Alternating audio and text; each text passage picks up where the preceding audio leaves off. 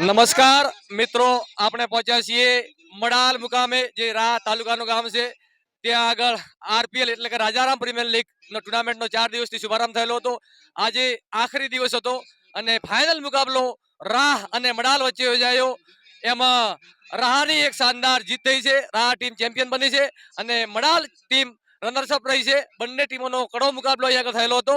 તો અહીંના જે સરપંચ છે આપણે એમની સાથે વાત કરીશું કે આજે આ 4 દિવસ અહીંયા આગળ જે આરપીએલ તમારા ગામની અંદર યોજાણી છે, એમાં બધા ખેલાડીઓ વિશે અને તમારી જે આ ટુર્નામેન્ટ યોજાણી એના વિશે તમે શું કહેવા માંગો છો? મડાલની ટીમે 100% સારી મહેનત કરી એટલે તો ફાઇનલ સુધી પહોંચી શક્યું, પણ એના કરતાં પણ બેટર રાહ ટીમે પ્રદર્શન કર્યું એટલે ફાઇનલ વિજેતા બન્યું છે.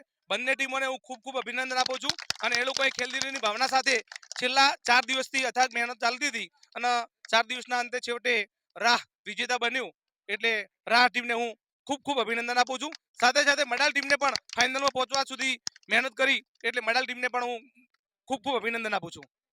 જે ટીમ સારો રમે છે એ ફાઇનલ સુધી જાય છે એટલે બંને ટીમોને અભિનંદન તો આપવા પડે, પણ જે સૌથી સારો રમે છે એ જ વિજેતા બને છે. અને જે યુવાનો છે અહીંયા આગળ, જે દિવાળીનો ટાઈમ હોય છે એમાં 4 દિવસ 5 દિવસ અહીંયા આગળ જે બધા બહારથી આવતા હોય છે, તો આ જે ખેલ છે એના વિશે તમે શું કહેવા માંગશો? 100% લાસ્ટ ટાઈમ અમારું મડાલ વિજેતા ફાઇનલ જીત્યું હતું એટલે આ લોકોનું નક્કી એવું હતું કે જે ટીમ વિજેતા બને એ નેક્સ્ટ વર્ષે યજમાન બને. એટલે આ વખતે મડાલ યજમાન બન્યું અને અમારા ગામના ટીમે અને ગામના સાથ સહકાર આપી અને છેલ્લા 15 દિવસના મહેનતે બહુ સરસ રીતે ગ્રાઉન્ડ તૈયાર કર્યું અને મડાલની 2 ટીમો ઉતારી હતી અને ટોટલ 16 ટીમોએ ભાગ લીધો હતો.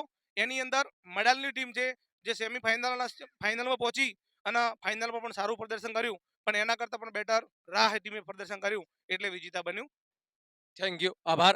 આપણે જે રાહ ટીમના